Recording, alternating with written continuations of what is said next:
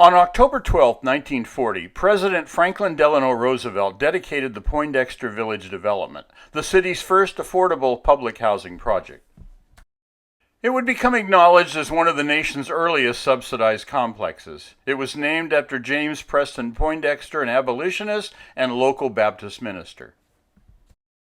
The 400-unit low-rise complex was targeted exclusively for the black population. Many of the initial residents moved from the former Blackberry Patch housing area that had been razed during the 1930s. In 1937, the Federal Housing Act provided federal funds for the construction of affordable public housing. The Great Depression had created significant financial hardship, with shelter being one of the stiffest issues to address.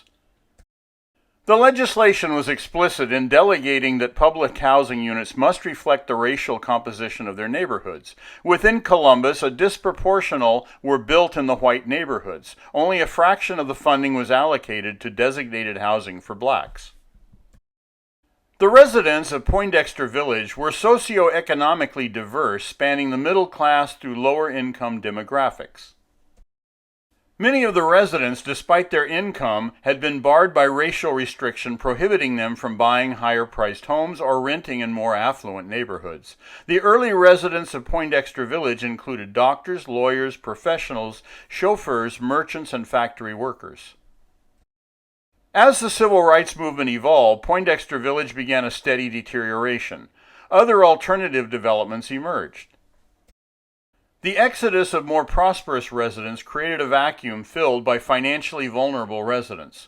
Repairs were neglected as public investment in affordable housing declined. Cuts to services and maintenance in older public housing units created vacancies, and numerous units were simply boarded up and abandoned. Of the 37 buildings that once comprised Poindexter Village, only 2 could be saved. During 2013, the Columbus Metropolitan Housing Authority demolished 33 other buildings.